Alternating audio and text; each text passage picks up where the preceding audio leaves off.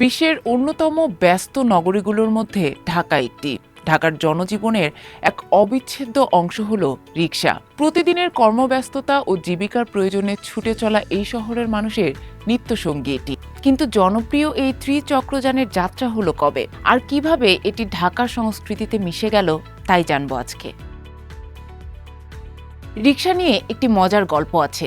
1869 সালে যখন জনাথন গবল নামে ইয়াকোহামার এক ব্যক্তি স্থানীয় এক কারিগর ফ্র্যাঙ্ক পোলাই নামে এক ব্যক্তিকে একটি 2 চাকার মানব চালিত যান তৈরি করার জন্য অনুরোধ করেন, যাতে তার অসুস্থ স্ত্রী শহরে যাতায়াত করতে পারেন। সেটিকেই প্রথম মানব চালিত যান বা রিকশা বলা হয়ে থাকে।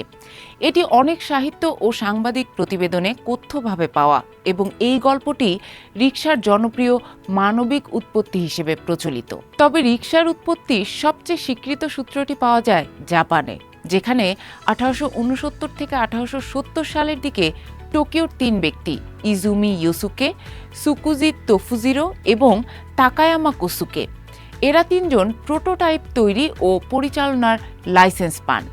মূলত জাপানি শব্দ জিন রিকশা, যার অর্থ মানবচালিত যান, এটি থেকেই রিকশা শব্দের জন্ম হয়েছে। আমাদের এখানে প্রথম হাতে টানা রিকশা আসে 1919 সালে চট্টগ্রামে, যা মিয়ানমার অর্থাৎ তৎকালীন বার্মা থেকে আগত বলে জানা যায়। কিন্তু ঢাকায় রিকশা চট্টগ্রাম থেকে আসেনি।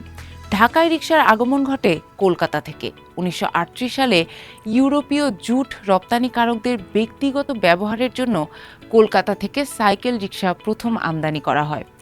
নারায়ণগঞ্জ ও নেত্রকোনা অঞ্চল হয়ে ঢাকায় এর প্রবেশ ঘটে এবং 1944 সালে ঢাকায় প্রথম রিকশার লাইসেন্স ইস্যু করা হয়।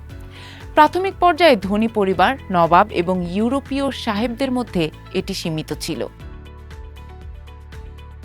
1947 সালের দেশভাগের পর ঢাকায় সাশ্রয়ী ও সহজ যাতায়াতের চাহিদা বাড়লে রিকশার ব্যবহার দ্রুত বৃদ্ধি পায়। 1950 থেকে 60-এর দশকে এটি ঢাকার অলিগলি থেকে শুরু করে সর্বত্র ছড়িয়ে পড়ে। 1971 সালের স্বাধীনতা যুদ্ধের পর বিধ্বস্ত নগরীতে গণপরিবহনের মূল ভরসা হয়ে ওঠে এই রিকশা। অফিস যাত্রী থেকে শুরু করে স্কুল ছাত্র সকলের পছন্দের বাহন ছিল এই রঙিন রিকশা। বর্তমানে শহরগুলোতে ব্যাটারি চালিত রিকশা বা ইজি বাইকের সংখ্যা বাড়ছে, যা দ্রুত ও সস্তা যাতায়াতের সুযোগ দিলেও অনিয়ন্ত্রিত গতি ও চালনার কারণে দুর্ঘটনা বাড়িয়ে তুলছে। এর ফলস্বরূপ ঐতিহ্যবাহী পায়ে চলা রিকশা ধীরে ধীরে বিলুপ্তির পথে।